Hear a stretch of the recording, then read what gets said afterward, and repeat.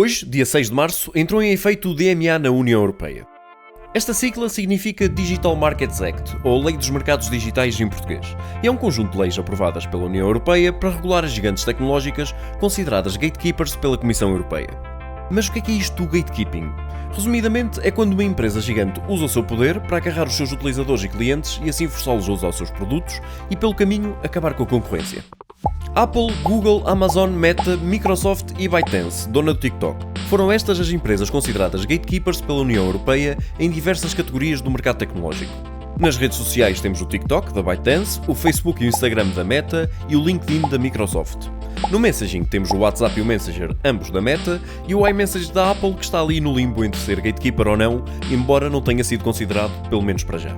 Na publicidade temos a Google, a Amazon e a Meta, nos sistemas operativos o Android, o iOS e o Windows, nos browsers o Google Chrome e o Safari, nas lojas online a Google Play, o Google Shopping, o Amazon Marketplace, a App Store e o Meta Marketplace. E por fim, mais umas quantas plataformas da Google, como o YouTube, o Search e o Maps.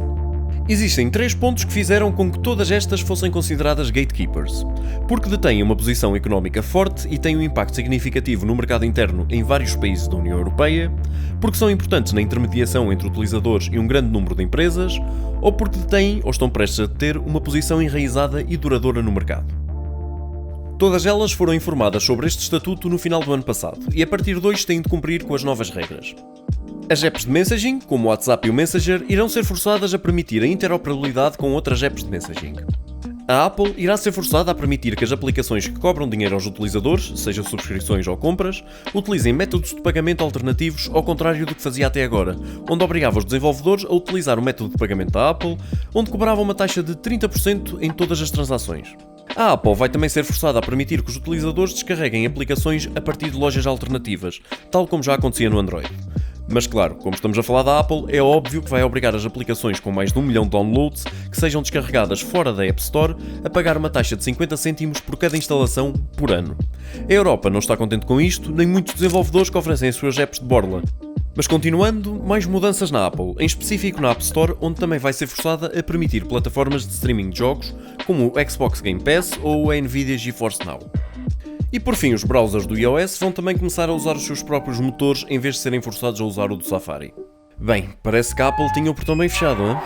Já os sistemas operativos irão deixar de poder impedir a desinstalação de aplicações pré-instaladas.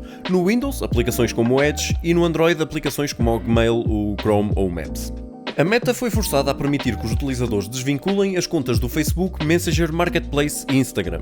E vamos ainda ter algumas mudanças no Search, onde a Google vai passar a favorecer mais sites de comparação quando pesquisamos por voos ou hotéis, por exemplo, em vez de promover os seus serviços como o Google Flights. No Android vai ter de passar a apresentar cartões de escolha para decidir qual browser preferes usar e vai ainda facilitar a portabilidade dos nossos dados para outros serviços.